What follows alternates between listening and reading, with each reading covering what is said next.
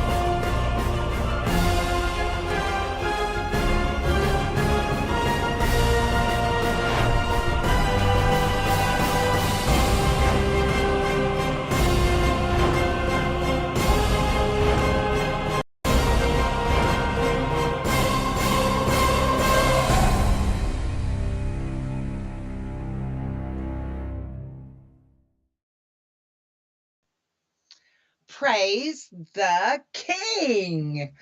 Welcome to Believer Central World Update. I'm Lisa Dennis Sparks, and you're watching Christians United Broadcasting Network.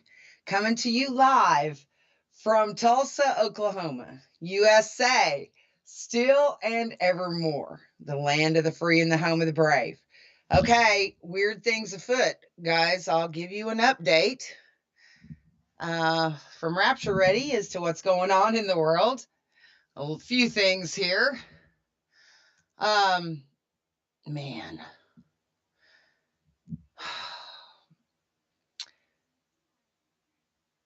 Jordan's king and Israeli foreign minister are to meet to calm tensions in Jerusalem. It says Israel's foreign minister and Jordan's king met in the Jordanian capital of Amman on Thursday in an effort to calm tensions in Jerusalem ahead of holy celebrations for Muslims. Muslims, Christians, and Jews. Jordan's King Abdullah II hosted Israeli Foreign Minister Yair Lapid in a new sign of warming relations between the neighboring Mideast nations. Not all of these Arab nations are involved in this Gog-Magog war, but the ones that hate Israel. This situation with Putin, let me kind of explain something. Putin is the lesser of the two devils here, but a devil nonetheless. Okay. One of the reasons why the whole area of the world where Russia, Ukraine, Poland, Hungary, Romania, Turkey, East Germany, Iraq, Iran, Syria, all of that area is called Magog. Gog is the spirit of anti-Semitism. Russia may be the lesser of the two devils between the New World Order and Putin, but that doesn't, he's a devil nonetheless. That area of the world is a huge tear field.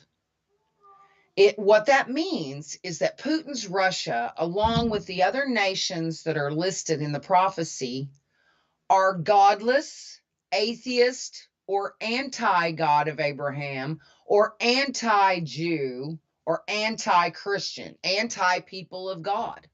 See, Putin's Russia is godless, atheistic, communist.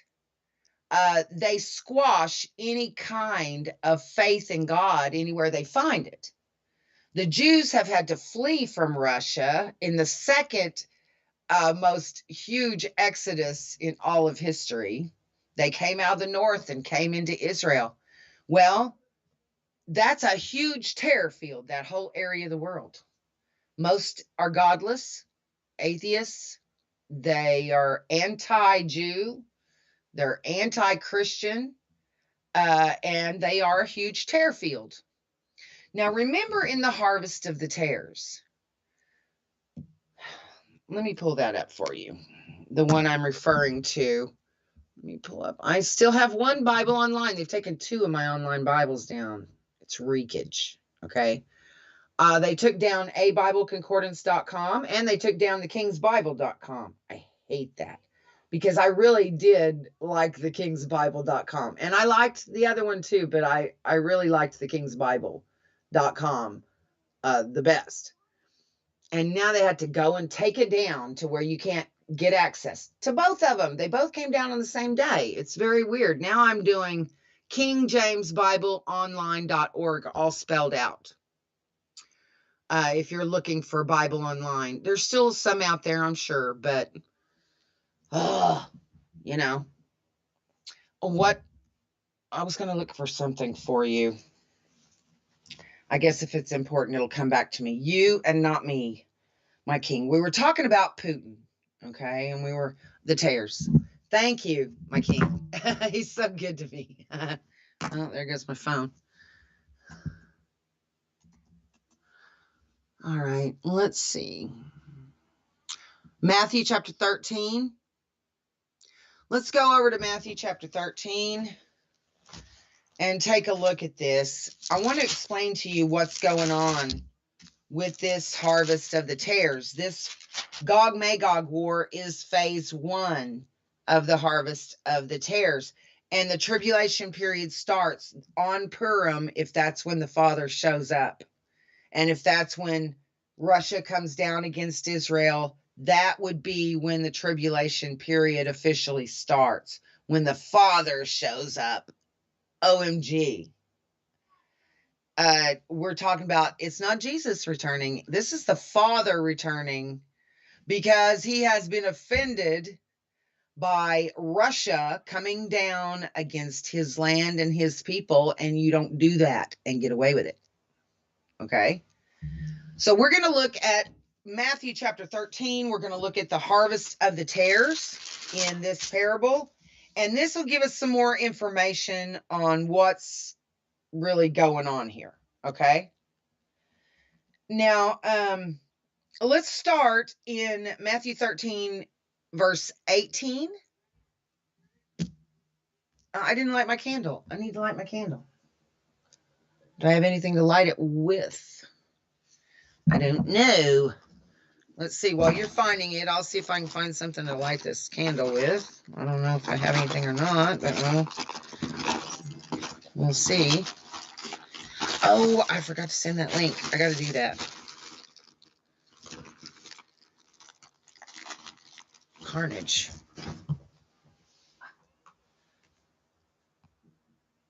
Oh, yeah. Oh, cool. 1 second here. I think I have.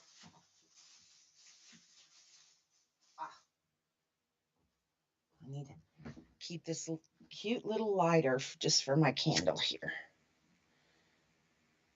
Shabbat Shalom. Happy and peaceful Sabbath to you. There's my little candle. And quite the flame for, okay. It's Friday. I love Fridays, don't you? We're going to get into Revelation. We're going to start talking about a lot of this stuff. But we are going to go over the harvest of the tares. That is the event to expect. The harvest of the tares. Matthew 13. We're going to start our study in verse 18. Hear ye therefore the parable of the sower. When anyone heareth the word of the kingdom, and understandeth it not,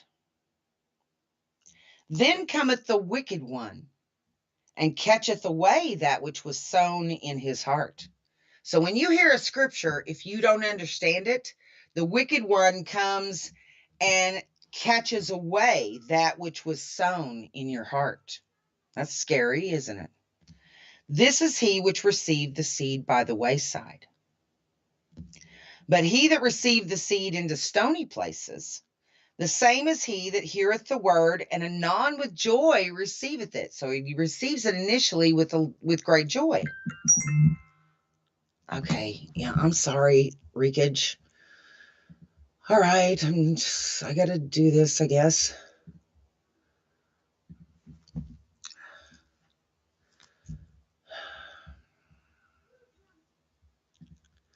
leakage. I guess the live feed is good. That's funny. Heard myself say reekage. Okay, let me get over here. I cracked myself up. Okay. There we go. Okay. All right. All right, let's do 20. Let's do 20 one more time. But he that received the seed into stony places, the same as he that heareth the word, and anon with joy receiveth it. Initially, they understand it. Yet hath he not root in himself. He doesn't study, he doesn't have a history of seeking God at all, but dureth for a while. They can hang in there for a little while. For when tribulation or persecution ariseth because of the word, by and by he's offended. What happens is he believes, he's like all excited about it, and then somebody says something that disses him about his faith, and then all of a sudden the persecution, he can't handle it. He gets offended and he withdraws from standing for Jesus. Okay. I don't know. I like persecution because I know it sounds crazy, but I like it because it keeps you grounded as to how things really are. I'm fine with it when people don't like me. And I know there's a lot of people that don't like me, but I like it that way. I don't expect an enemy to like me. Do you? I mean, you shouldn't. You shouldn't if you do. No matter what you do to appease the enemy, he still wants to kill you. You can join his side. You can do what he does. You can try to be one of them, but he's still going to hate you and try to kill you because you're a child of God. So you might as well stand with your own father and your own siblings in your own kingdom because he's going to try and kill you either way. All right. So let's keep going in verse 21. Verse 22, he also that received seed among the thorns is he that heareth the word, and the care of this world and the deceitfulness of riches choke the word, and he becometh unfruitful. But he that receives seed into the good ground is he that heareth the word and understandeth it, which also beareth fruit. Okay, if you hear the word, I'm sorry, I've got these fuzzy things from this material I was handling earlier. This fuzzy stuff off of these blankets makes you just feel like going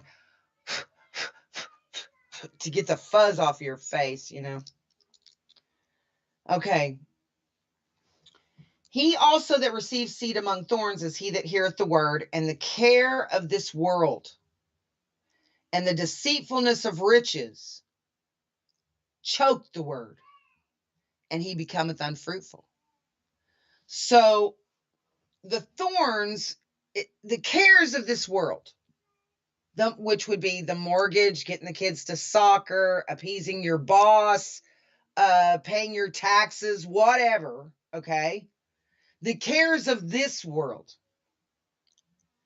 and the deceitfulness of riches. You know, this world teaches that that money can fix anything. And it can't. It can't stop you from getting sick and dying. It can buy you the best medical care available, but it can't stop you from dying. It can't stop you from getting sick. It can't stop you from being stolen from by hackers and things like that. It can't stop, you know. But the cares of this world, your routine, paying bills, making money, getting the kids to school, your regular world routine. The cares of this world, if you focus on the cares of this world and the deceitfulness of riches. See, in most households, both parents work because the money is more important than one of the parents staying with the children. Okay? Getting ahead money-wise seems to be more important than taking care of their own children themselves. Instead, they work and work and work themselves to death to pay somebody else to raise their kids in daycare.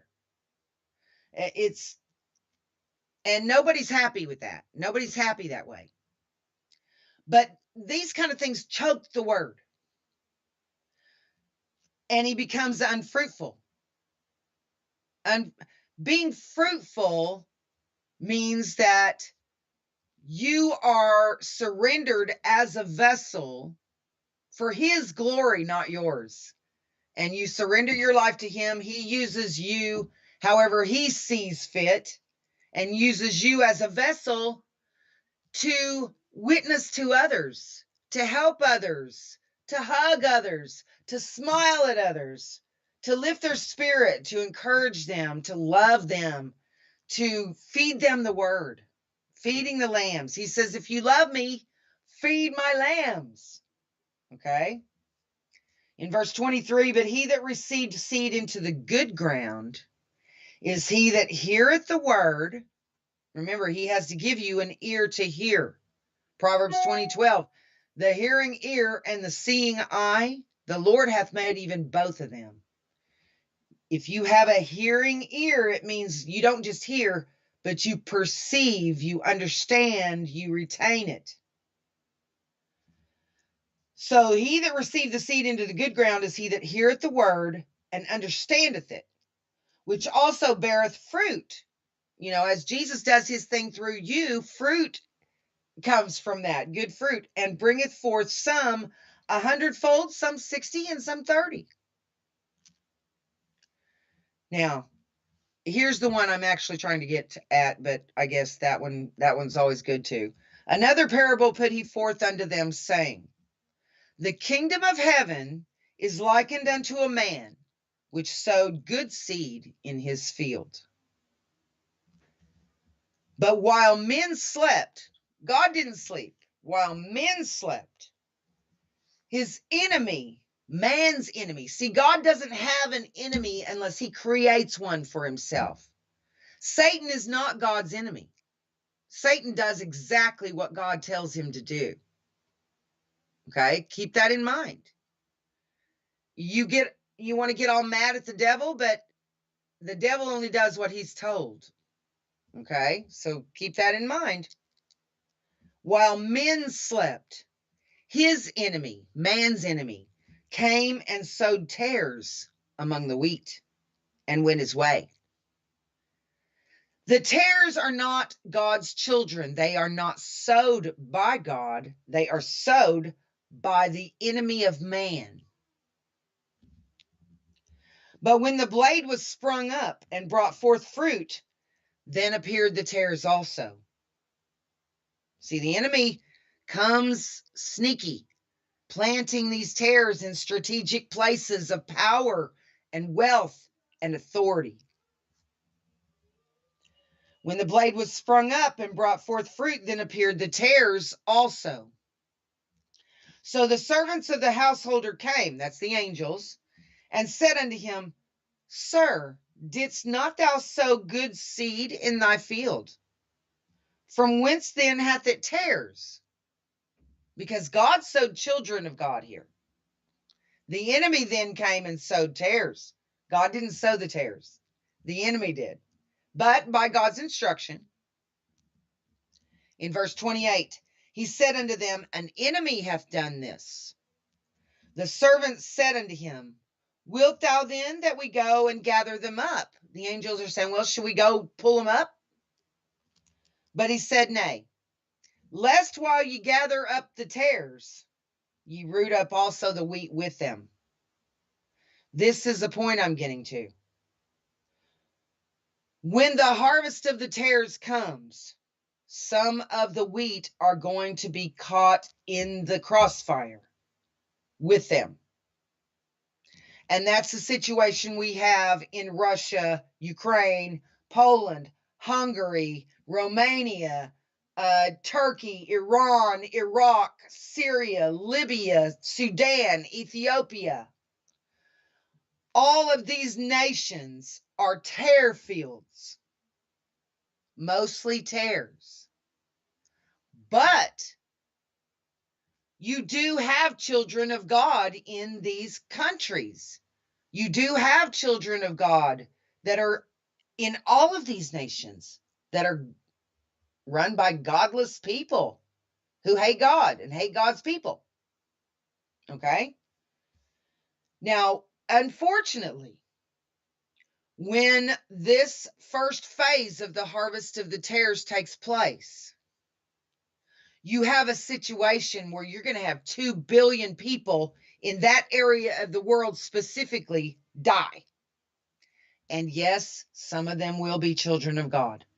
Just like he says here, nay, lest while you gather up the tares, ye root also the wheat with them. That's inevitable. When that area of the world experiences 2 billion deaths, staggering, isn't it? 2 billion deaths. Some of those are children of God. And unfortunately, they live in a tare field. And they can get caught up in the judgment of that tare field when it's harvested. It can happen. He says, nay, lest while you gather up the tares, you root up also the wheat with them. The wheat are children of God. and he doesn't want the wheat to be damaged, but if you live in a tare field like Russia or China or any of these other nations I mentioned to you, these are godless, atheistic nations.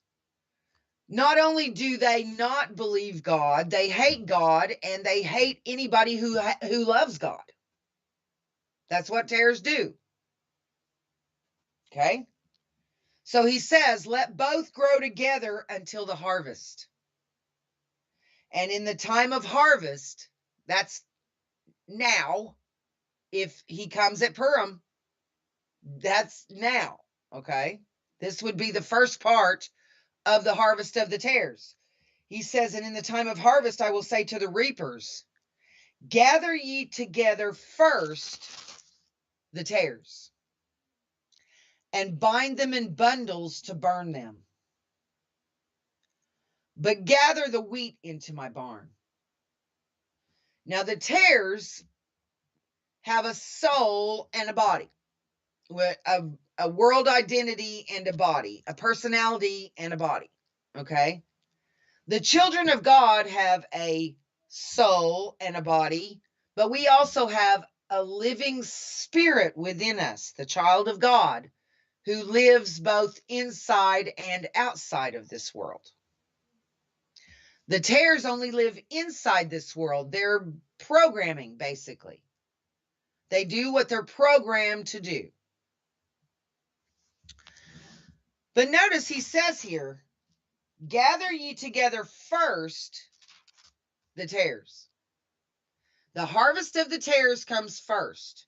And we're approaching phase 1 of the harvest of the tares. And phase 1 is Gog Magog, the war. And we see it raging in the world right now. And Russia will come down against Israel with these other nations that align with Russia. See, right now Putin is talking to some of these other nations that are anti-West because he needs some allies with him. He's outnumbered by the New World Order. He wants some more allies, so he talks to those that hate the West, like Turkey, Iran, Russia, okay, all of these nations here, he is Russia. He's talking to Turkey, Iran. He's talking to Ethiopia. He's talking to Sudan. He's talking to Morocco and Tunisia. He's talking to Libya. He's talking to these Muslim nations that hate the Jews and hate the West. And he's making an alliance with them. Now, Iran and Turkey, they don't care about engaging the New World Order on Russia's behalf. But they would join an effort if Russia was to come down against Israel. They would join that effort because they have this one-track mind, and that is to wipe the Jews off of the planet. Putin is, I mean, he hates the Jews too, and the children of God. Putin does. But you and not me, my king. The reason he comes down against Israel is not because he hates the Jews. It's because Israel is the jewel of the New World Order, created by those billionaire globalists, the disinherited tribe of Dan. Oh, yeah, I probably better limit what I say about that. They gave me a warning last time on YouTube because they don't like it when I say that. They don't like it when I identify them. So anyway, they believe that Israel is the jewel of the New World Order because these European jerks created the state of Israel with the Balfour Declaration. And so they believe that, and the New World Order is fully in control of Israel. Okay? No doubt about that. So Putin gets it in his head. He thinks this evil thought, and I think something happens up there that is so devastating that Putin knows his nation is destroyed. And I mean, all that would take is for the New World Order to damage the 4 reactors at Chernobyl.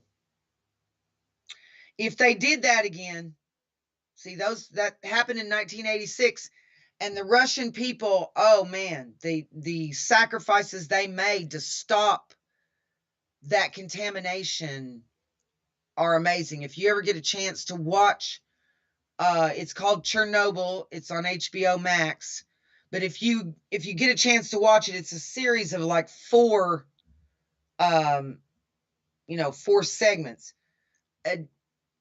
It's incredible to see the danger this situation caused, plus the effort that the Russian people put in to stop it. We'll talk about this again on the other side of the break. Don't go away. Come like you want to, Jesus, have your way. God of the breakthrough, nothing can stop you. Let your freedom reign. Oh Lord, you're falling out like heaven's rain, enthroned upon your children's praise, and you're tearing down our barricades as we sing. We welcome the healer in this place. We welcome the author of our faith. We welcome the God who makes a way. His name is Jesus. His name is Jesus.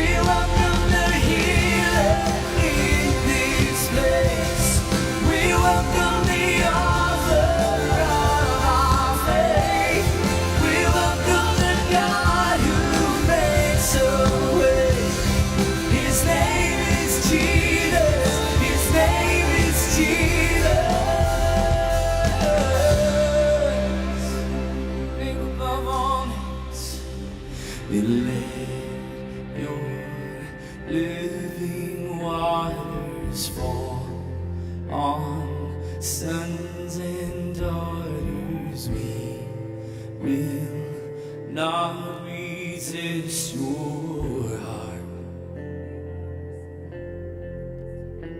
Oh, come and bring the breakthrough. We surrender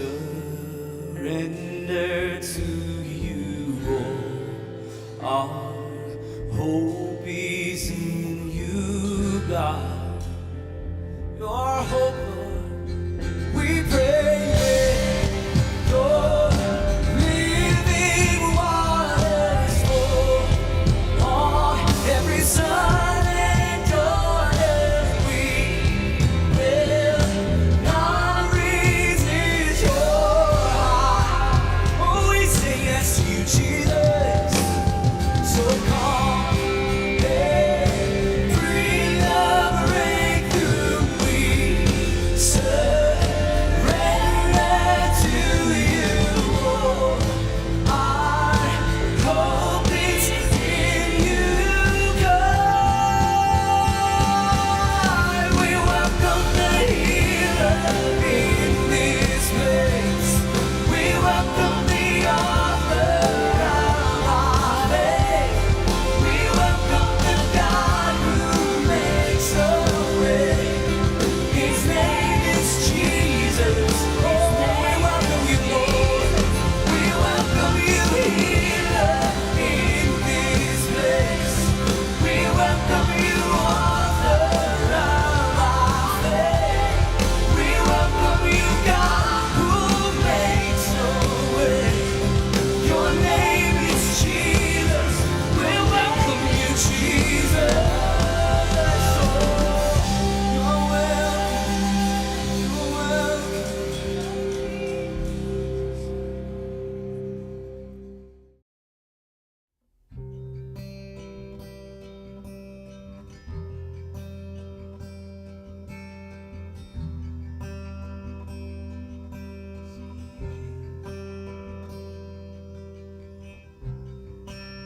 worthy of every song we could ever sing,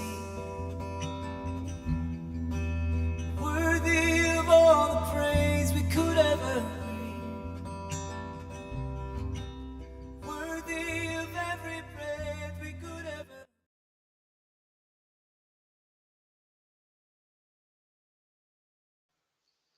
Welcome back to your Way Happy Bible Study on CUBN. Okay. I want to say hi to everybody. Hi, everyone. Welcome. Hi, Linda.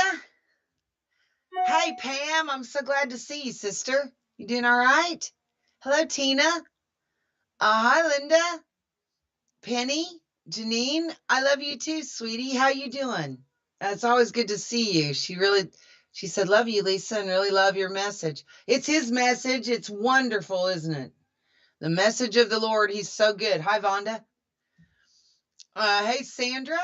You guys are so faithful. You guys have been around for such a long time, and you're so consistent. I'm so proud of you. Hi, Carrie. You doing all right?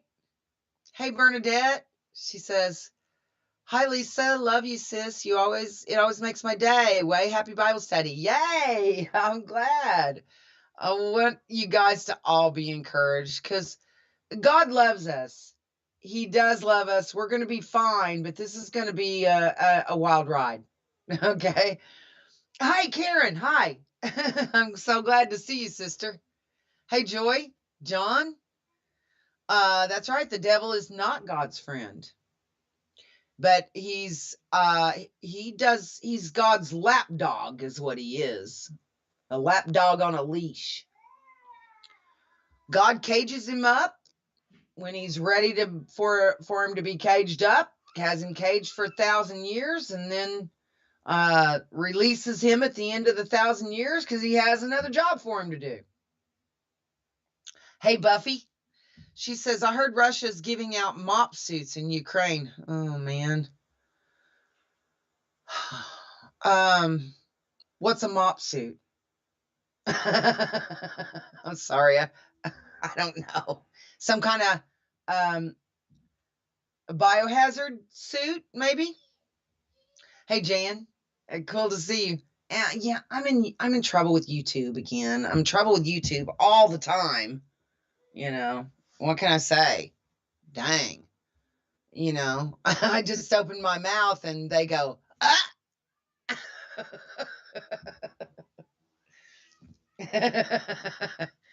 It's seriously, it's like I'll go and they'll go, ah, stop it, stop it. They don't want me to say anything. Well, I'm going to anyway, and if they don't like it, they can kick me off. They, you know, it's happened 2 or 3 times now. Okay. Now, excuse me, in verse 30 of Matthew 13, let both grow together until the harvest. And in the time of harvest, I will say to the reapers are the angels, okay? Gather ye together first the tares. The harvest of the tares comes first. And bind them in bundles to burn them. See, the tares don't up and disappear like a rapture.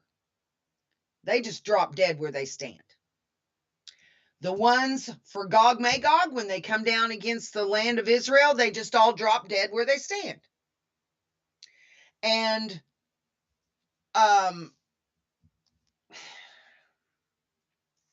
you have also the tares at Passover, when the death angel comes through and the fourth seal opens and the death angel takes the firstborns of all the tares. They just drop dead overnight.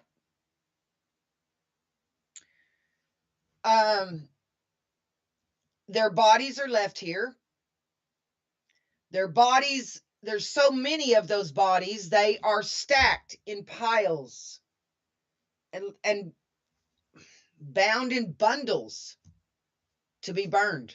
And we saw this happen in China, in the Hubei province at Wuhan, when within 2 or 3 days you had over 21 million people die in like 3 days. They released a bioweapon in Wuhan. They tested it, and it was stronger than they expected it to be. They didn't expect 21 million people to die. Maybe they expected 1 million, but they didn't expect 21 million. And there was even more than that. The only reason we have the number 21 million is because the cell phone company in Hubei province that services Wuhan said that they had 21 million fewer cell phone customers after that incident. That's how we know how many. They had 21 million fewer customers in Hubei province, which included Wuhan. Can you even imagine that kind of death? And that's why I think Fauci is the second horseman. See, these horsemen are men. Just like the first one is the Antichrist. That's George Mario Bergoglio. Pope Francis, stay puffed. Dance. All I got to do is just give this desk just a little shift and he'll dance. Dance it, dance it. I think Fauci's the second horseman.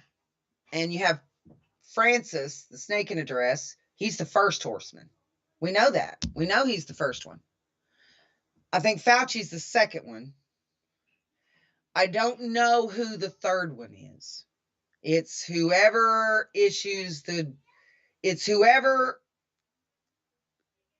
gives the order to do whatever it happens that causes all these, causes the starvation and the famine and the economies to collapse and all that, if one man is responsible. And there's a writer, so, I think Fauci is the second one.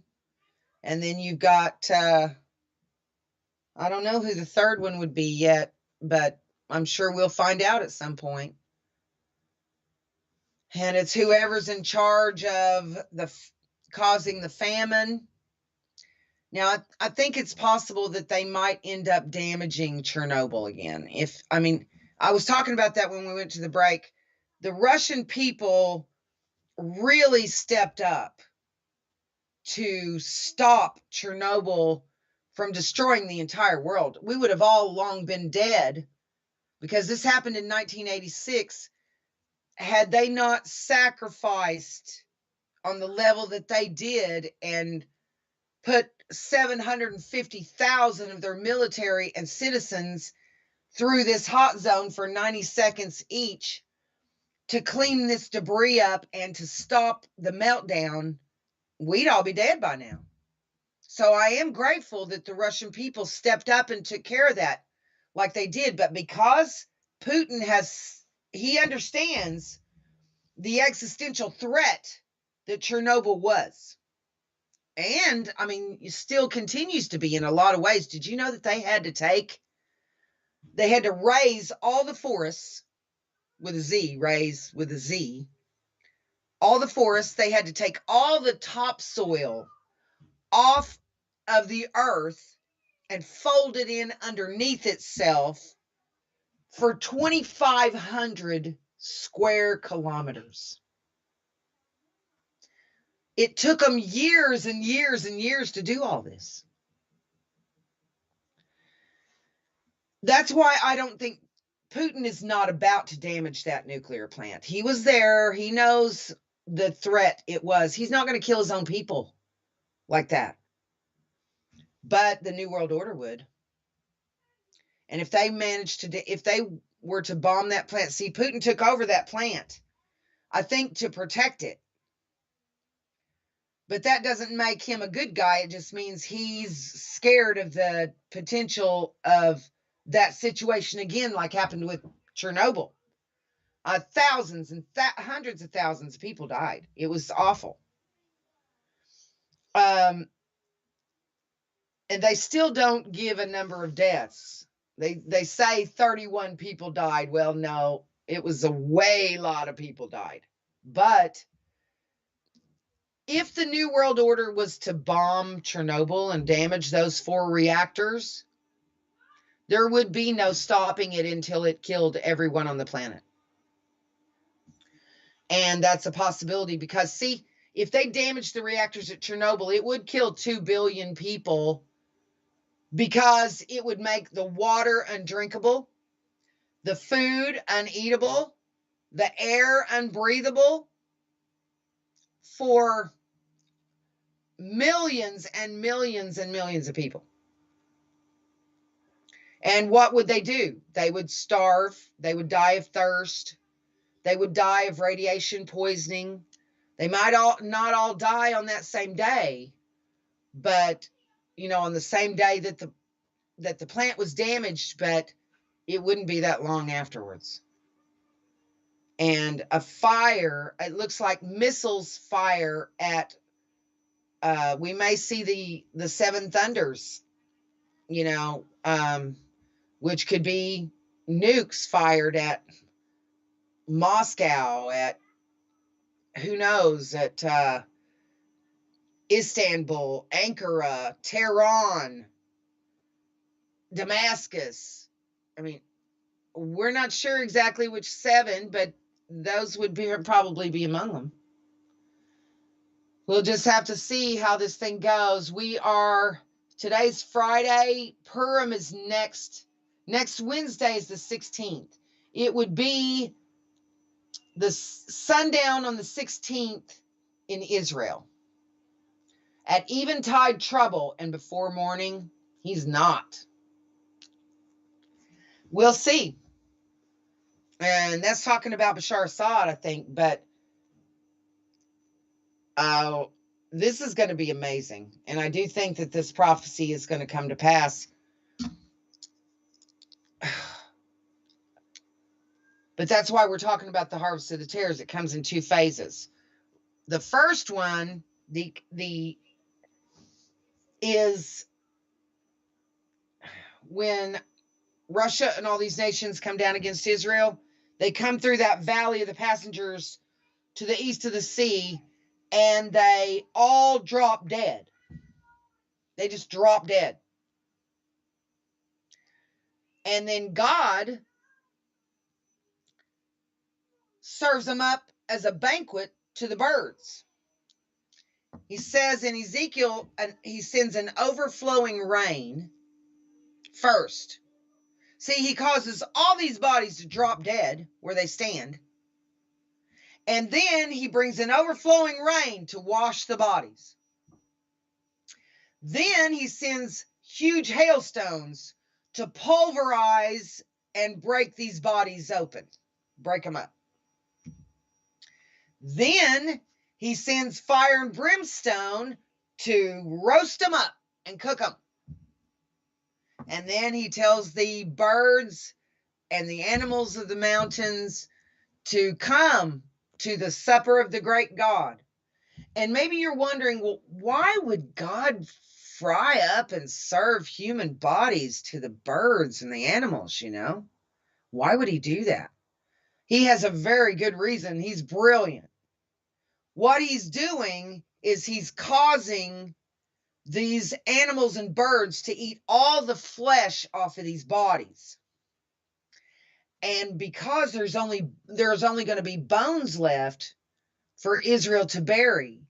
And what he accomplishes in doing that is there won't be the diseases and pestilences in his land affecting his people that would naturally come from millions of bodies with rotting flesh that would produce terrible diseases like typhoid and cholera and all these horrible diseases if you have millions of bodies rotting in the sun. It would produce terrible diseases, but because he feeds the flesh to the animals and the birds, he stops any of these diseases from infesting his land or his people by feeding them to the birds. He's brilliant. I mean, really brilliant. Because in other places, those bodies are just going to lay there and rot by the hundreds of thousands everywhere. He says what happens to all these tares that die is that they're bound in bundles everywhere in that area of the world. They are going to be gathering bodies into piles, bundles, to burn them. When China let that happen in Wuhan, you could see on the weather map sulfur dioxide right there over Wuhan, huge cloud, and you only see sulfur dioxide when you burn organic material like bodies. They were burning bodies, and they created and built, they said it was a hospital that they built in 6 days. It was a giant crematorium is what it was. And they built 25 more all over China because this is a harvest of the tares. They're going to have a lot of deaths there too. But most of their deaths in China, since they're not involved in coming against Israel like Russia is, theirs would happen when the death angel comes through and takes the firstborns. They're going to have a ton of deaths all over the world from that. And what they'll do is there will be so many bodies that they're just piled in stacks, big piles, and tied together like firewood and burned.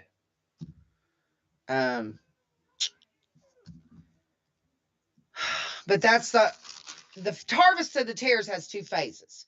This first phase is the Gog-Magog war.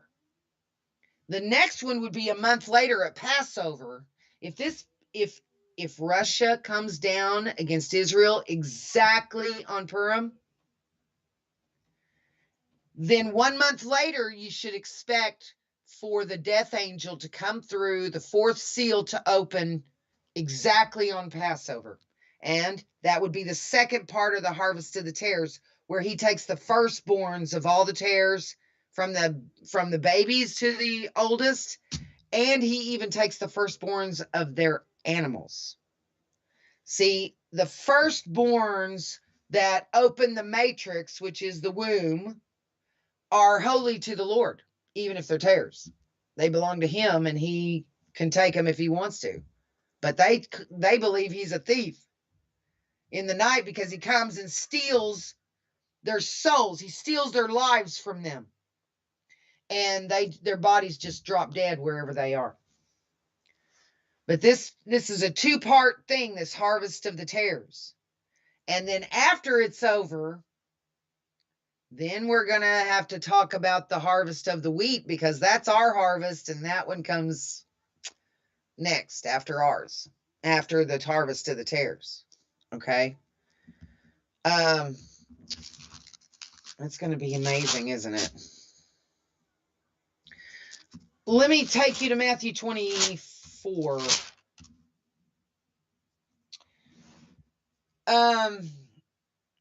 This is going to be really incredible. Let's start in verse 4. Matthew 24, verse 4. Or let's well,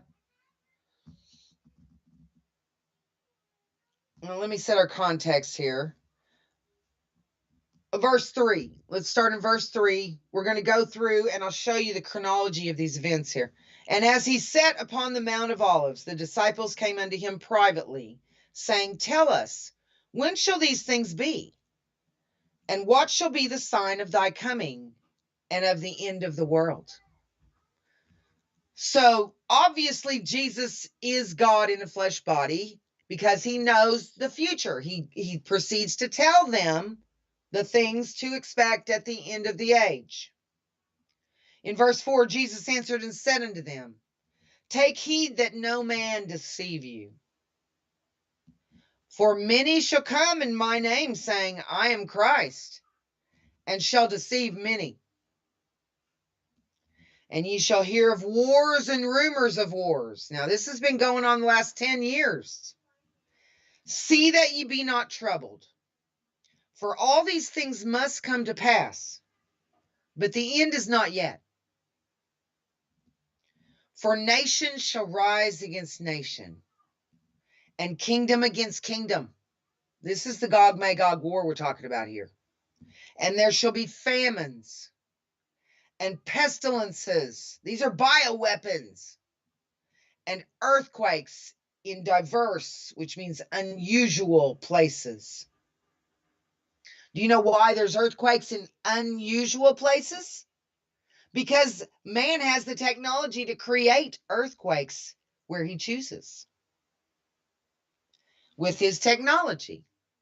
Now, there's usual places to have earthquakes, which would be like the Ring of Fire, okay, around the Pacific. But there's unusual places to have earthquakes also, like Oklahoma. We used to be for a while there, we were the earthquake capital of the USA, which is incredible. But do you know why we were? It's because they're doing oil fracturing, the well fracturing. And as they fracture these wells about 5 miles down, or between 3 and 5 miles down, everything moves. And we were having quakes all the time. When we lived in Edmond, I felt that one that was 5.6 that hit up by Pawnee. And they even felt that one almost up to the Canadian border. But my house shook for a full minute. I mean, it seemed like an eternity that my house was moving.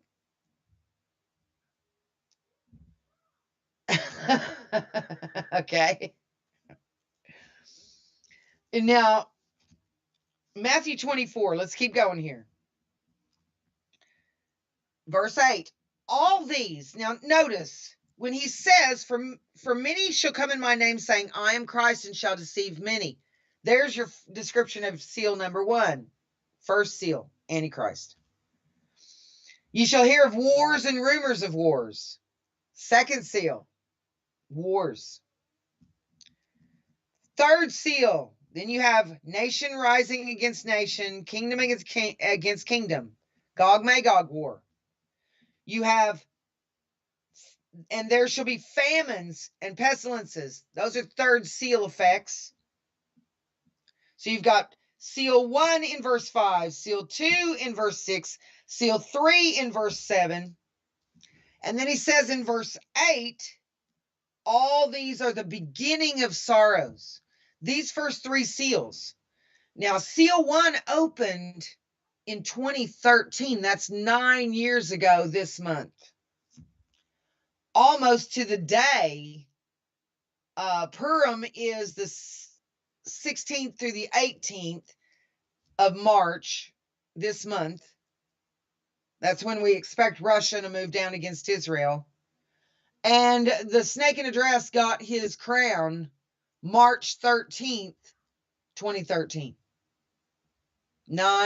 Almost 9 years ago to the day. I mean, this is the 11th. Okay, so in 2 more days, it'll be a full 9 years since the first seal opened. Then we had seal 2. Seal 3 opened at the Shemitah last September. But things are picking up now, picking up speed. So we'll have Gog Magog here in a few days between March 16th and 18th. That's the Feast of Purim. That should be the timing on when Russia comes down against Israel along with Iran and Turkey and all these Muslims. They come down against Israel at Purim. I believe so. It remains to be seen, but we'll find out, won't we? And then at Passover a month later, the firstborns of all the tares. So those 2 parts are the harvest of the tares. We'll take a quick break. We'll be right back. Jesus, the only one who could ever save. Worthy of every breath we could ever breathe. We live for you. Oh, we live for you. Holy, there is no one like you. There is none beside you. Open up my eyes in wonder. Show me who you are and fill me with your heart and lead me in your love to those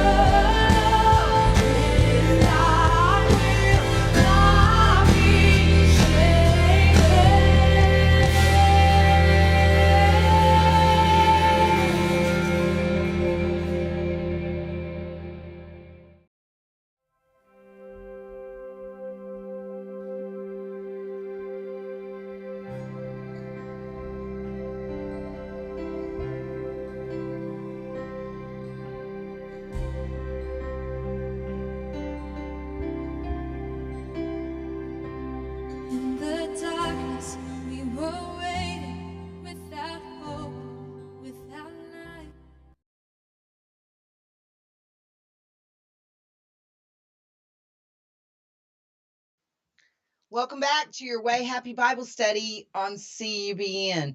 Okay, I'm looking at some of the comments here in the chat room. I want to answer all your questions. Oh yeah, Buffy's talking about Biohazard suit, those mop suits. Tina likes Stay Puft. Oh, watch him dance. All I gotta do is just shift this. My desk moves a little bit. But I can make him dance at any point, can't I? Tom says it's to protect against chemical attacks. Those mop suits. Okay. Linda says Passover is 5 weeks from today. Yeah. Well, see, we've got the 16th of March at sundown in Israel. There's Purim. That's where Purim starts. Well, Passover is April 16th. So it's almost exactly a month later. And if this thing does happen on Purim, we need to expect the fourth seal to open at Passover. Because you're not going to have part 1 of the harvest of the tares and then not have part 2. So if this is going to start the tribulation period officially, if this comes next week on Purim, it will be the official start of the final 7-year tribulation period. And we are off to the races if that happens. Hey, Crystal. Hi, Kelly. Hey, I'm glad to see you, sister. She's got such a precious daughter and granddaughter. I want to say hi to Bethany and your little granddaughter too. Is it Zaya or I know it starts with a Z, Zola or Zaya? If you want to remind me. I want to say hi to her though. She's so sweet. Shabbat Shalom. John said, I made the mistake of signing in before I sign up, and Facebook banned my email address for good. Oh, really?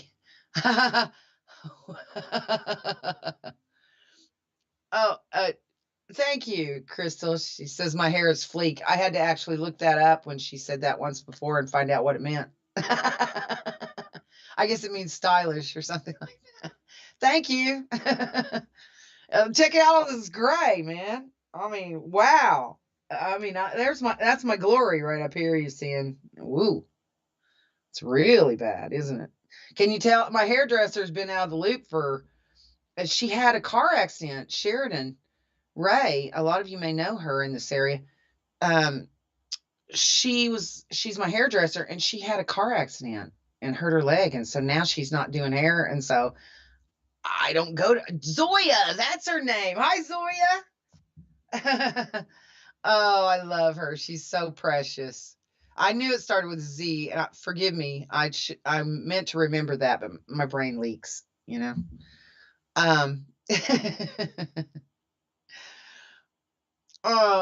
Linda says the table moved and started Stay Puft doing the hula. Yeah.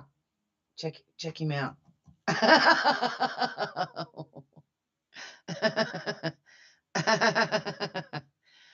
Tina said we should nickname him Shakin' Steven. Why Steven? He's a Francis. He's a snake in a dress. Hi, David. Are you doing all right? Nice to see you. Now, Liza and James said, why would God destroy Putin if he put the evil thought in his head and if Putin is fighting a worse enemy than NWO? I'll tell you why. It's because he is the leader of a nation that is a tear field. Russia is a tear field. China is a tear field. India is a tear field. Europe, too, is a tear field. You've got a situation where, see, it's communism, atheism, godlessness, all through that area of the world. Putin is godless. He's a devil, okay? He may be a little devil compared to the big NWO devil, but he's still a devil nonetheless. He's a tear, okay? And the tares are haters of the people of God. Now, they're godless all this time. God has not done anything to them, but this is the harvest of the tares. And that's why that Putin is brought down against Israel, and you don't come against Israel. You dare to come against Israel, you dare to come against God's land or God's people, and he will show up and you will not live to regret it. Okay? And that's what's going to happen. See, now Putin may be the lesser devil in this situation, but he's a devil nonetheless. He's still the leader of a terror nation.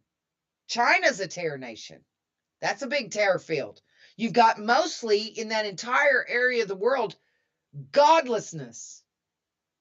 Yes, you have some children of God in there, but the terrors are running everything, and they are the ones who make it all godless. And Putin will come down against Israel. I think what happens is that the New World Order commits some kind of huge atrocity, and they blame Putin for it, that destroys his country. Like if they were to damage the reactors at Chernobyl. I think that's a possibility, because over the last couple of years, God has had me look into Chernobyl in a lot of depth several times. He's piqued my interest about it, and I think there's a purpose for that. Okay, because if those reactors were to be damaged, they would never be able to stop it, and the radiation would be such that it would just kill millions and just keep spreading out until it just killed the whole planet. The oceans are going to die. The fresh water is going to be polluted with wormwood, which wormwood, the Russian word for wormwood is Chernobyl. Did you know that? You don't come down against Israel and live to tell the tale. And since this is the harvest of the tares, it says in Ezekiel 38 that God will put hooks in his jaws, in Putin's jaws, and bring him down against his land. Now, in Putin's mind, he's thinking, if the NWO was to dare damage Chernobyl, that would be the end of his nation. That would be the end of Putin's nation, and he knows it, and the deaths of all of his people. And he would be so livid, he would come down against Israel, because Israel is the jewel of the NWO, the New World Order. And he thinks that that's the way to, that's the best way, even on his way down, because he's going to lose and he knows it. But he thinks, on my way down, I'm going to take Israel with me. But he doesn't. God intervenes, because this is the harvest of the tares. So, and that part of the world is where you find these huge tare fields with all these false gods, all these false religions.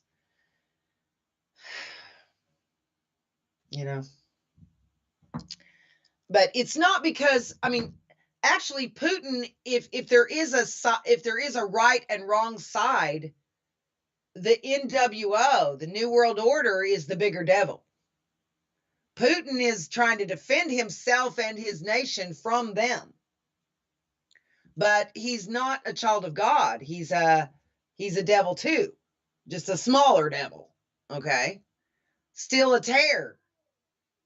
So God puts hooks in his jaws and brings them down against the mountains of Israel, and they just all drop dead. And I don't think it's from biological or chemical weapons, because then the birds wouldn't eat the flesh if it wasn't any good. If it was chemical weapons or nuclear weapons or biological weapons, the birds wouldn't touch that flesh. What happens is God just decides, and they just all drop dead where they stand.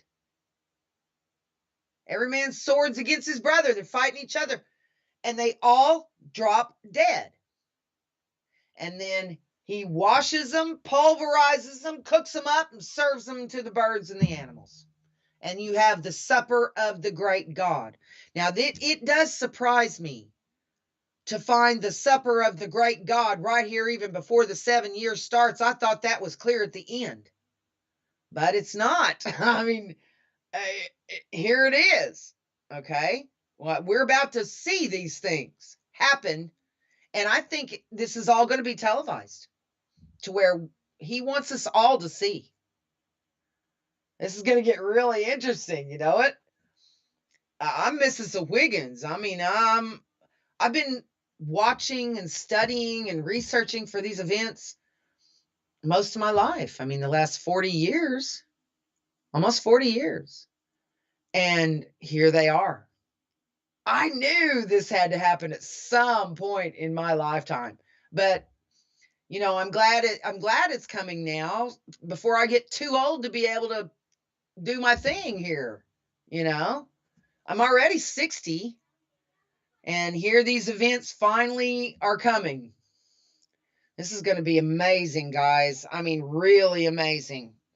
What we see in Matthew 24, verse 5, you see the first seal. Verse 6, you see seal 2. Verse 7, you see seal 3 effects. And in verse 8, it says, all these are the beginning of sorrows. Then shall they deliver you up to be afflicted, and shall kill you, and you shall be hated of all nations for my name's sake. And then shall many be offended, and shall betray one another, and shall hate one another. Refuse to hate, brothers and sisters. You will know we are Christians by our love for each other and our love for God. Okay? And many false prophets shall rise and shall deceive many. And because iniquity shall abound, the love of many shall wax cold. Very important that you don't allow your love to wax cold. Very important. If you can't, I know that it's natural to grow a callus over your heart to protect yourself from pain, because this is a really ugly, messed up world we live in. And we grow calluses over our hearts to protect ourselves from the pain. But if you can't feel pain, you can't feel love either. So you can't shut yourself off. You can't let your love wax cold. Refuse. Refuse to let that happen to you. And continue to love people and care about them and stick your neck out for them, because even if they betray you, it's okay. Even if they betray you, love them anyway. Okay? Because they don't know what, like Jesus said, forgive them, Father, for they know not what they do. They have no idea what they're doing. Okay? So we just love them anyway. And, there's a lot of people out there now, they can't even cry. Can't cry anymore because their hearts waxed cold. They can't cry. But you know what? There's a remedy for that. This is a prayer that God will answer immediately, no matter who you are. Okay? And no matter where you are with God, He answers these kind of prayers immediately. If you pray and you say, Father, I can't feel anything. I can't feel sorry for my sins. I can't feel love for you. I can't feel love for my family. I can't feel anything. I can't even be sorry for my sins because I can't feel anything. Warm my heart, my King, so I can pray, so I can love you, so I can receive your love. See, I can't even pray this without starting to cry myself. He answers these kind of prayers immediately. If you can't cry, if you can't feel anything, cry out to Him and ask Him to warm your heart so you can feel again. And yeah, you will feel the pain. But you know what? You'll also feel the love. You'll be able to feel the love again. You can't shut out the pain without shutting out the love too. And yeah, you'll feel the pain, but you'll also feel the love. And his love for you is so great. It makes it worth it to have to deal with the pain too. It's so worth it. If you can't cry, if you can't feel anything, if you can't even be sorry for your sins, if you can't feel, just cry out to him, Father, and tell him, I can't feel anything. Would you please warm my heart in Jesus' name? Ask in Jesus' name, and he will. I mean, I even just telling you about this, I can feel the Spirit move to where it brings tears to my eyes, and he will yours too. You will be able to cry. You will be able to feel again if you'll just reach out to him. He will pull that hard callus off of your heart so you can feel, so you can cry. There's a lot of relief in being able to cry. You need to be able to cry, okay? And when the Holy Spirit rises up in you, you will cry.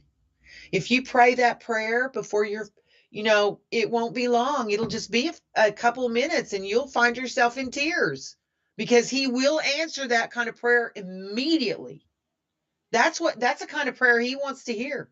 He wants to hear that from us so he can set us free from those calluses that we've grown over our hearts. This world is so horrible, and the betrayals and the rejections and all these things are so intense, and they hurt so bad that you have to build a callus over your heart just to survive, you think, But if you'll just take the chance and let him warm your heart so you can pray, so you can feel, so you can love, so you can feel loved. You can feel his love for you again if you will let him warm your heart and ask him to do that. And he will. I'm telling you, he will. He'll answer those kind of prayers immediately. He doesn't make you wait. And if you really mean it with all of your heart, when you reach out to him like that, you'll be crying inside of 5 minutes. And even if you haven't been able to cry for years, you'll be crying in less than 5 minutes. All right. And I'm telling you, he will reach out immediately and answer those kind of prayers. He's so good. Oh, you guys are so funny. So Liza had asked, why would God destroy Putin if he put the evil thought in his head, and if Putin's fighting a worse enemy, the New World Order? It's because he's a terror, and this is the harvest of the tares. His nation is mostly tares, which is why he brings them down, and that's your first part of the harvest of the tares. See, the NWO is a worse devil, but the NWO is the beast, okay? That sitteth upon many waters. It's taking over the world like a big Godzilla. The New World Order is. And it's only going to be about 3.5 years before it's on China's borders, ready to absorb them too. And they fight back too.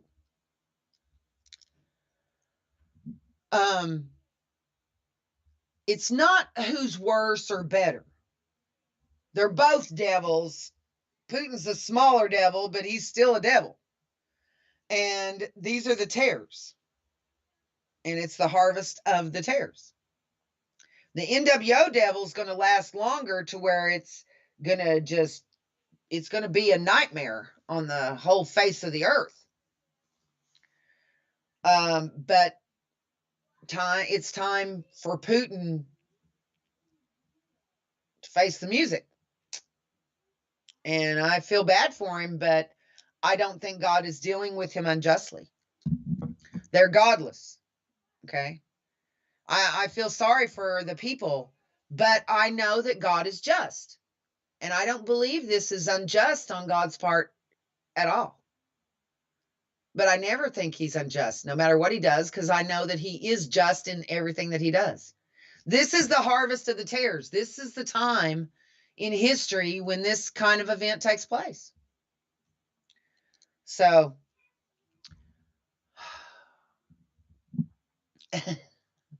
Oh yeah, the little Zoya. I just love her. She's so precious. That's Kelly's little granddaughter. Is she's such a doll baby. You doing all right, David? Okay, let's see. I want to answer all of your questions here. Oh, when I laugh, it makes you laugh, Linda. It's because my laugh is so stupid. I don't know what God was thinking, but I'm not going to question him. I'm not going to question him. David said, "You mean they have cooties?"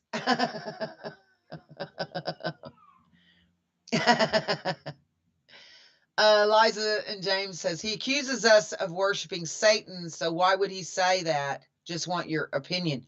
Oh, well, the NWO, they absolutely do worship Satan. See, Putin, he's totally godless. He's not a Satanist. He's totally godless. He's atheist, right?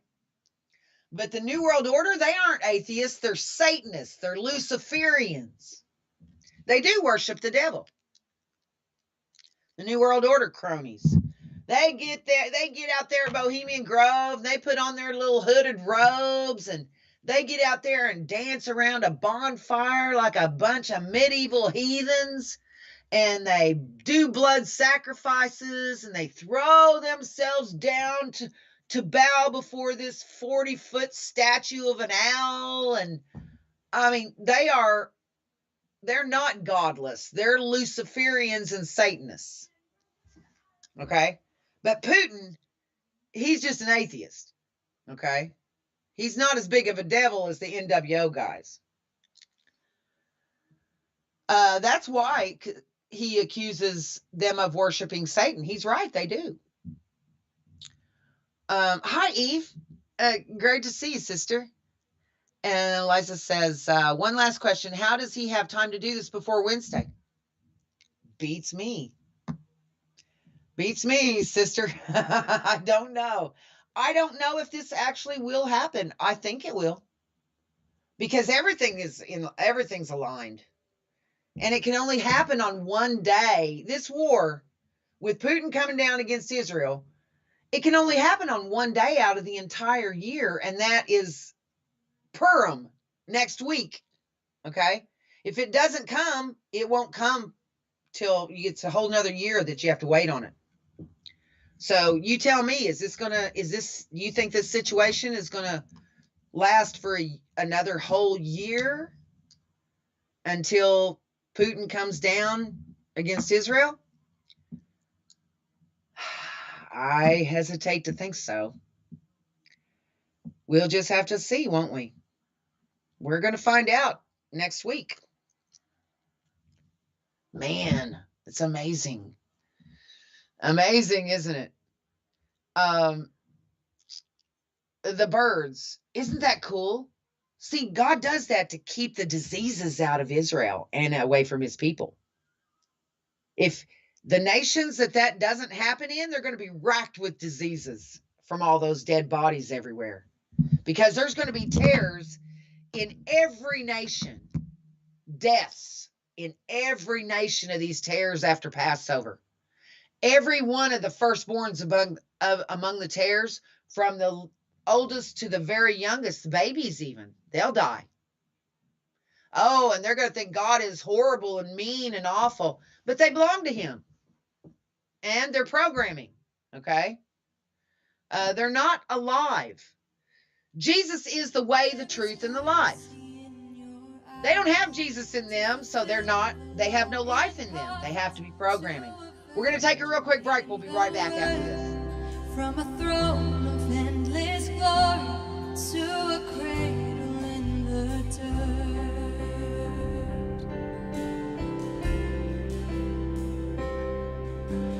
Praise the Father, praise the Son, praise the Spirit, three in one. God of glory,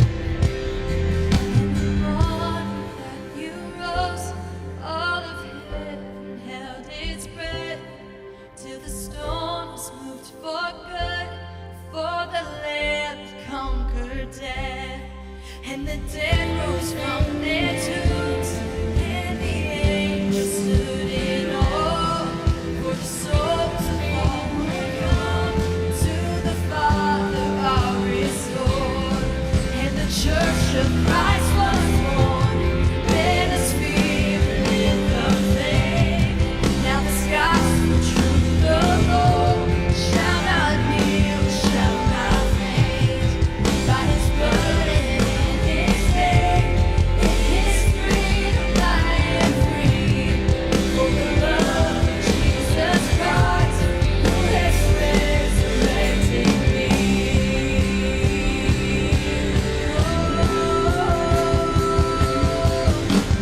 Praise the Father, praise the Son, praise the Spirit, three in one. God of glory, majesty, praise forever to the King of Kings. Praise the Father, praise the Son, praise the Spirit, three in one. God of glory, majesty, praise forever to the King of Kings. Praise forever to the King of Kings.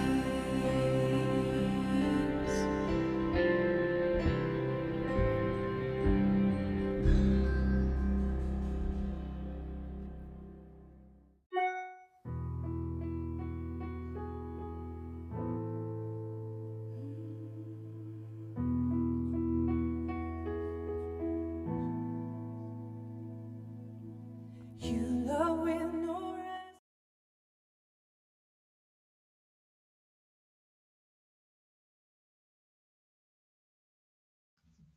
Welcome back to your Way Happy Bible Study on CUBN, where we want to see you be encouraged in Jesus' name. Okay, do we have any other?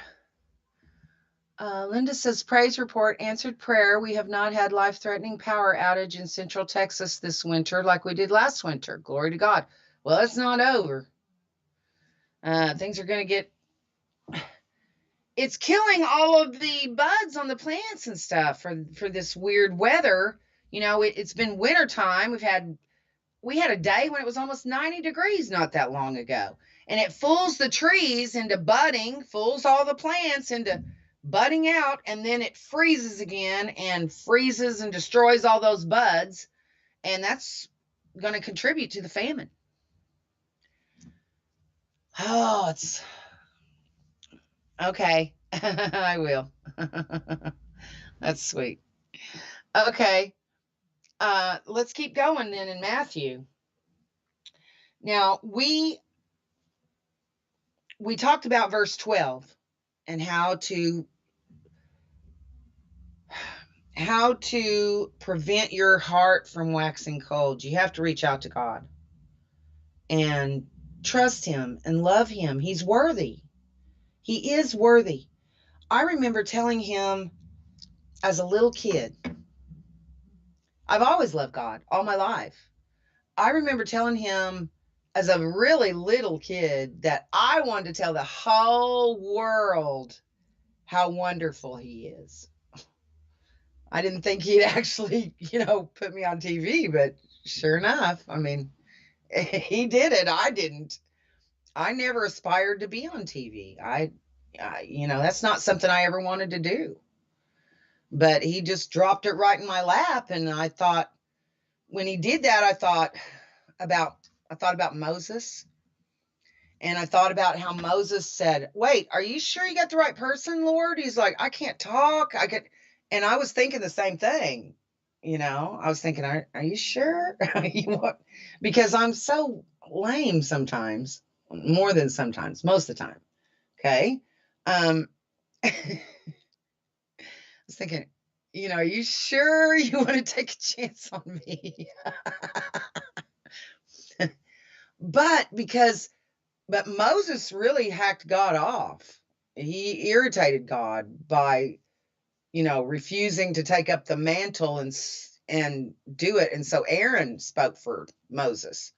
But you don't want to turn down an opportunity when you've been asking him for, the ability to do that all your life. And I didn't want to be on TV, but I did want to tell people how wonderful he is. And I thought, I can't say no. And I was petrified. I was totally petrified. My mom was like, what are you going to talk about for 5 days a week, 3 hours a day on live television? And I said, Mom, I have no idea. I don't know. I know that the word says, don't worry about what you're going to say, that he takes care of it. And I just have trusted that. And so nothing's ever rehearsed obviously.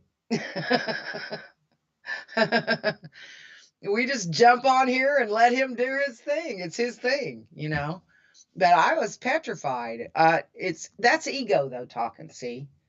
I know that I make an idiot out of myself a lot of times on television. I get the hiccups. Live television's a nightmare. But I'm used to it now, so been doing it for 10 years. And hopefully it's making a difference in Jesus' name. I hope so. I really hope so. Let's keep going on this line of study. We're at verse 12. We did verse 12 about our hearts waxing cold. Verse 13, but he that shall endure unto the end, the same shall be saved. You just have to hang in there one day at a time and just keep moving forward. Put those blinders on that keep you looking straight at Jesus, and to where you can't look to the right or to the left at the storm. Just keep those blinders on to where all you're looking at is Jesus, and you'll be okay.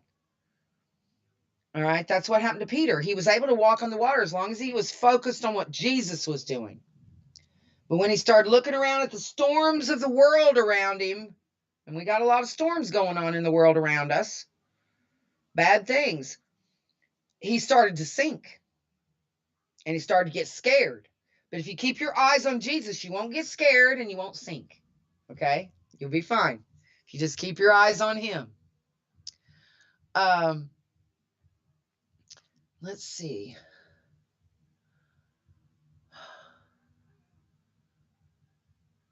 Okay, I guess we've answered everyone's questions. Vonda says, where's the verse that says God or Jesus is God in the flesh body? There's a bunch of them. Let's look at a few. Okay, let's look at a few.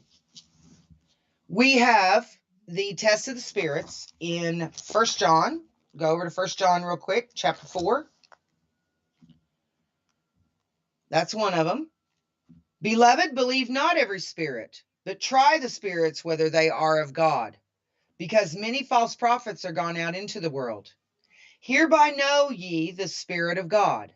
Every spirit that confesseth that Jesus Christ is come in the flesh is of God. Notice it's the spirit within that makes the confession. It's the living child of God on the inside. The devils, the tares, they have no spirit. They have no living spirit. They're just a two-part entity, soul and body. We are spirit, soul, and body. Okay, child of God, world personality, and body. They're just world identity and body. Okay, on the tares. So notice he says, hereby know ye the Spirit of God. Every spirit, that's the child of God within you, that confesseth that Jesus Christ is come in the flesh is of God. When I say to you, Jesus Christ is God in a human body, that is the child of God, the spirit within me that's saying that, that's able to confess that. Okay? Those they're just programming, a soul and a body, they can't confess that. It's impossible. They can't do it. And every spirit that confesseth not that Jesus Christ is come in the flesh is not of God. And this is the spirit of Antichrist, whereof ye have heard that it should come, and even now already is it in the world. Ye are of God, little children, and have overcome them, because greater is he that is in you than he that is in the world. They are of the world, therefore speak they of the world, and the world heareth them. The world listens to them because they're of the world. We are of God. He that knoweth God heareth us. He that is not of God heareth not us. Remember Jesus saying in John 10:26, ye believe not my words because ye are not my sheep. He says you can't believe him because they're not, those that can't believe him are not his sheep. We are of God. He that knoweth God heareth us. He that is not of God heareth not us. Hereby know we the spirit of truth and the spirit of error. There's more. Let me give you some more here.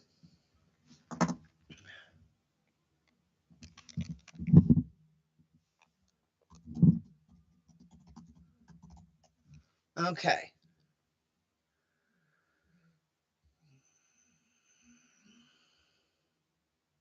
John 14:9. Jesus saith unto him, have I been so long time with you, and yet hast thou not known me, Philip? He that hath seen me hath seen the Father. He that hath seen me hath seen the Father. That's what Jesus said. If you're looking at him, you're looking at the Father. Because just as we came into this world and we're given a world identity, God Almighty's virtual world identity is Jesus Christ. Okay? He said he came to fulfill what was written of him. So he says, that's why I go through these little covers. Good thing I can get them at Five Below for $5 because my phone just really gets the torture. John 14:9, Jesus saith unto him, have I been so long time with you, and yet hast thou not known me, Philip? He that hath seen me hath seen the Father. And how sayest thou then, show us the Father? Okay.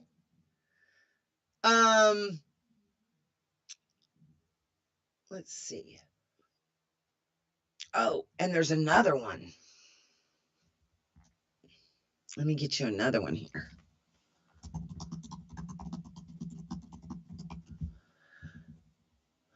Okay, John 10:30.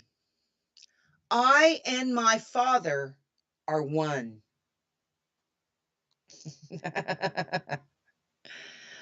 I and my Father are one. Okay. Let me think. There's several more too. Oh, there's another one in Isaiah 9:6. Here's an Old Testament reference, Isaiah 9:6. For this is from an Old Testament prophet, Isaiah. For unto us, that's Israel, a child is born. Unto us a son is given. That's Jesus, okay? And the government shall be upon his shoulder. He's going to run everything in the millennium.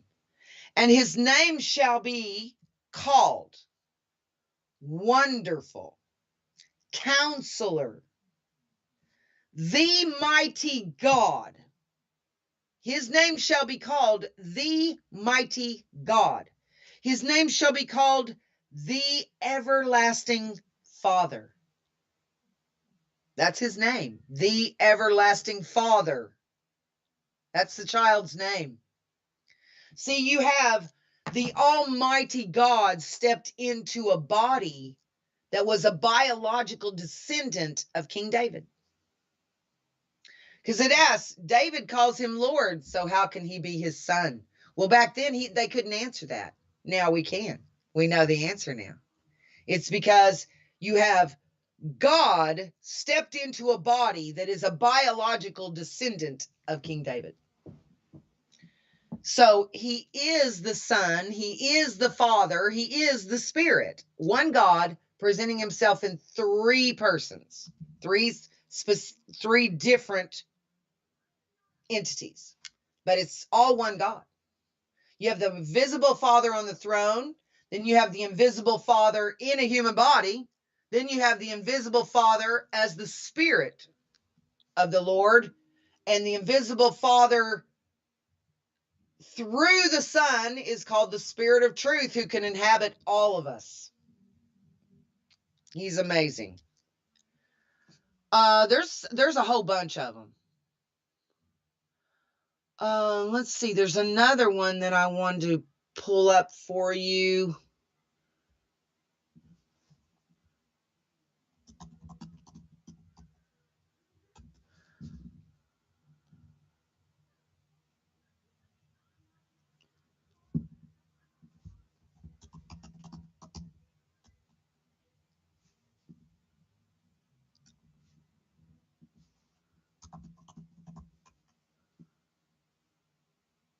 Okay.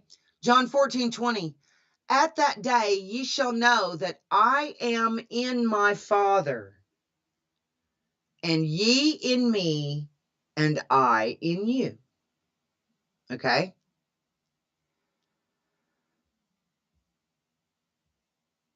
And what that is, it's like the Father is the plutonium. Okay. Then you have Jesus is the casing around the plutonium. And the casing with the plutonium safely inside in us. So Jesus is the casing. The Father is in Jesus. Jesus is the temple inside your body. And the child of God is safe in that temple inside your body. Okay? Now, don't go thinking that the temple is your bones and blood and veins and all that. It's not. It says we are the temple. Okay? We are the temple. But he's not saying that your body is the temple. He's with your blood cells and your veins and all of that. What he's saying is we are the temple. That Jesus is the temple inside us. The Father is inside him in the temple. And the child of God within is inside the temple safe. We are never in any danger as a child of God. Okay? So we have the Father and the Son within us. The Son is the temple. And the Father is within Jesus, the temple. Okay? And we are within Jesus, the temple. And the three are all together inside the body. See, it's kind of like I've been asked, well, what about, smoking and things like that? Are you going to be in trouble for smoking and destroying your temple? No. How is that any different than eating a Twinkie or a cupcake or, drinking a pot of coffee every day? And look at it this way, okay? You don't defile your temple with sugar. You don't defile your temple with smoking or even drugs or anything like that. You don't defile your temple that way. And it's easier to understand if you look at it this way. Your body can get cancer, leukemia, tumors. Your body gets sick. If anything was going to defile your body, it would be something like that, but it doesn't. Even those sicknesses are not considered a defiling of the temple. If let's say you got cancer, that doesn't defile your temple, even though it's killing you. Okay? That your temple is not the the biological machine you are functioning within. The temple is Jesus in you, God in him, and the child of God is inside this temple with Jesus and the Father. The Father in him and him in us. And it's all on the inside. It's an invisible thing. It's not a part of your veins or your metabolism or your tissues or your fingernails, or it's not a part of the biology of your biological machine.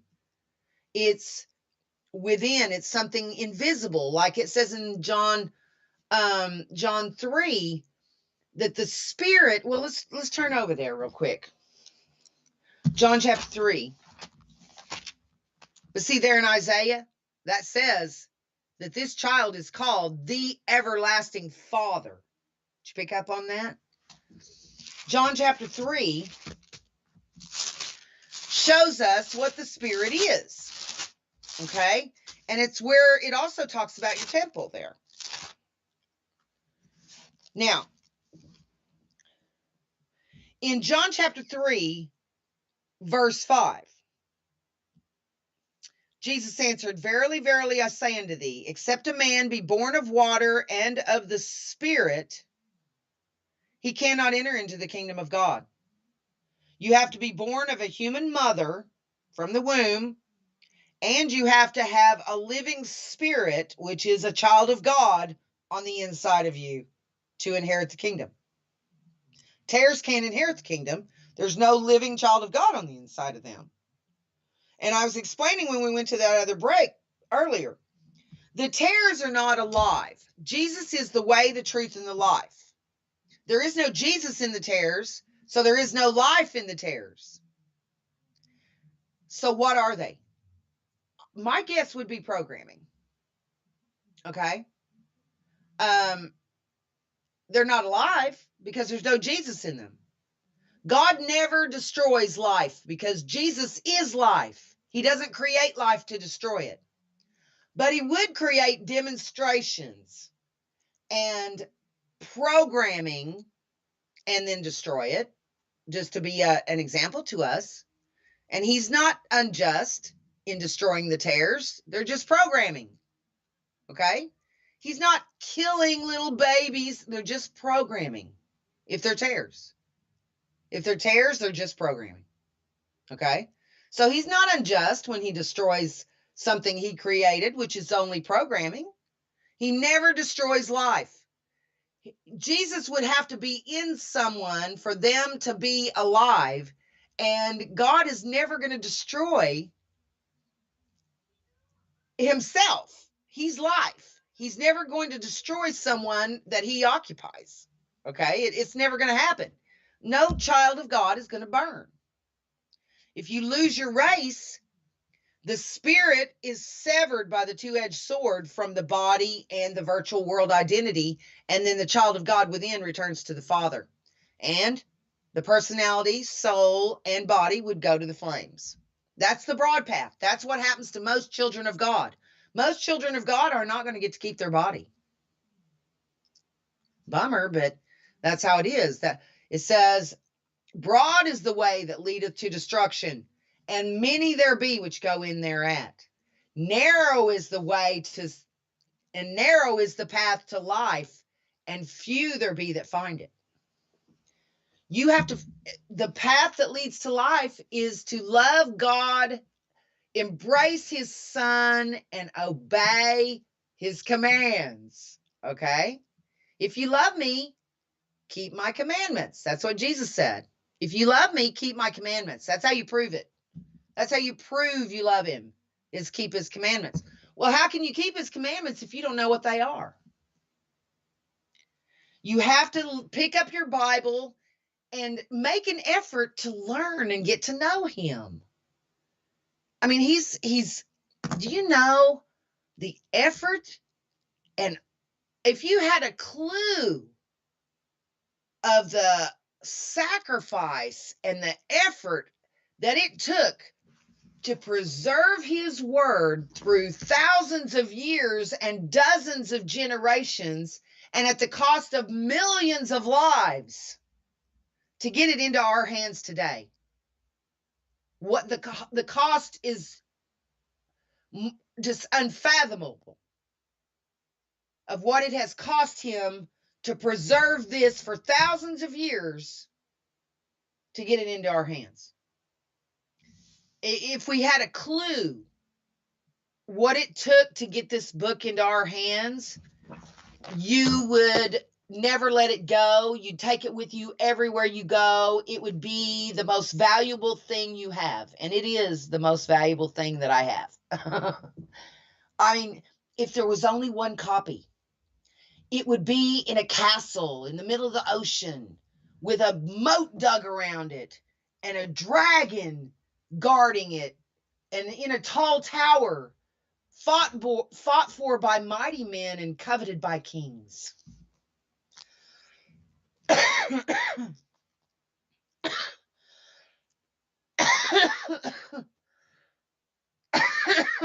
Sorry, I've got a catch in my throat.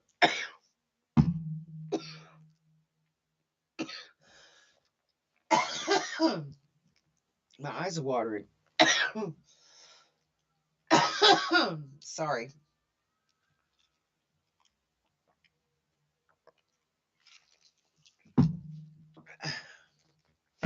Maybe just try to talk too fast or something. But if you had any clue what it took to get this in our hands, it would be precious to you. My Bible is precious to me. I never set anything on top of it. If I have to set something if it's sitting on a table and I have to set something else on that table, I'll pick my Bible up, set it down, and then I'll set my Bible on the top. Never lay anything on top of it. Nothing goes on top of this Bible. If there's a mountain, it's going to be on the very top. I'm so sorry. I got a catch in my throat. But we have to treasure this. I mean, this is life. This is our life's owner's manual. This is our instruction book for the race. This tells us everything we are ever going to need to know ever in our lives. Everything. Tells you everything. And it's precious, and it needs to be treated and loved and treasured as precious. And if there was only one copy, see, we tend to take it for granted because he's been generous and given us all our own copy. Just because he's been generous and given us all our own copy, that doesn't mean you take it for granted. And you know what? Just like I've seen, my 2 Bibles are gone offline. The 2 Bibles that I use the most online in the concordances, they've vanished.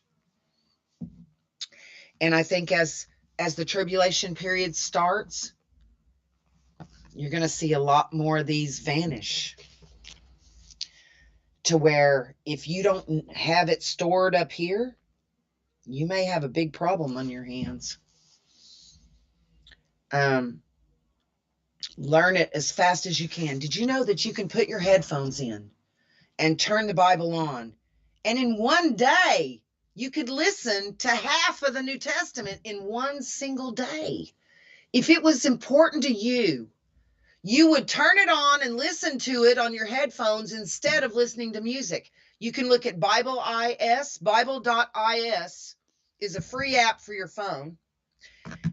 You can put your headphones in. It will read the Bible to you. And if you just listen to it all day while you do your thing, before you know it, you've listened to half of the New Testament in one day.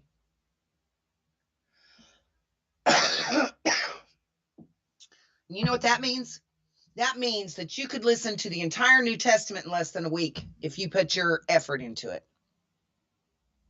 Now, what are you going to do? What are you going to say when you stand before God?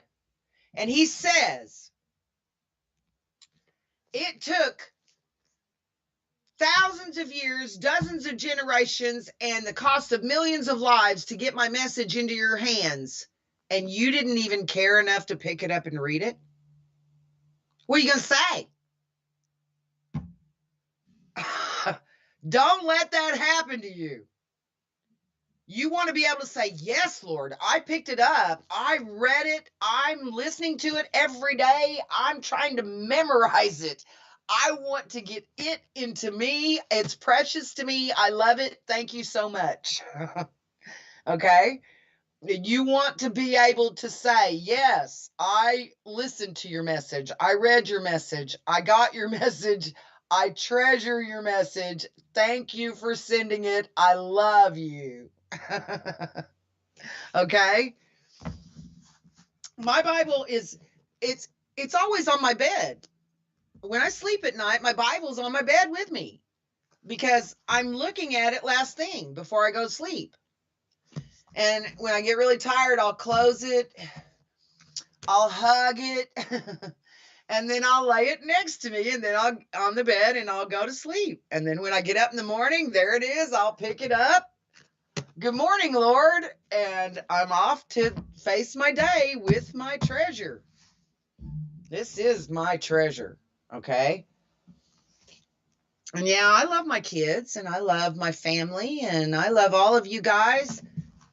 His word is my treasure, and so are all of you. I love all of you a lot. But he's everything. And his word is everything. And it's such a treasure. And we may not be able to retain our Bibles very much longer. If the tribulation period is starting here in a week, it might. Okay? Everything's aligned to where it could. And if it does, you can bet that these are going to be outlawed soon. Because they're going to want you to follow the law, but they won't accept the New Testament. You will not be able to get your hands on the New Testament. And it's always amazed me, the Jewish people especially don't really ever use the New Testament. But if they did, it would be amazing. A lot of them don't realize what the New Testament is. The Old Testament was written by Jews, the prophecies, right? The New Testament was written by Jews explaining the fulfillment of the Old Testament prophecies as they saw the fulfillments, as they were fulfilled. And so it's a kind of a mystery why the Jews won't accept the New Testament, because it was written by Jews too. Okay, the New and Old were both written by Jews. The Old gives the prophecies, and the New shows the fulfillment of the prophecies, and then gives more prophecies for our end time that the Old Testament does back up. So I know it's an amazing thing. Does anybody else have any questions? I know we're getting close to time to wrap up. Now let me answer these questions here. Did I give you enough verses, Vonda? I gave you a few for that says God or Jesus is God in the flesh body. Did you understand those? The Bible I have is King James Version. It's Holman Publishers. It's called the Holy Bible, Authorized King James Version, Supergiant Print Edition, Holman Bible Publishers. Yes, John, the wicked will take our Bible from us. Well, I guess it's time we have to go. I love you guys. God bless you. Thanks for studying with me tonight. Have a wonderful weekend, a wonderful Sabbath. Hopefully, Lord willing, we'll see you at 7 p.m. Central right here on CUBN on Monday at 7 p.m. God bless you, and remember, do right and risk the consequences.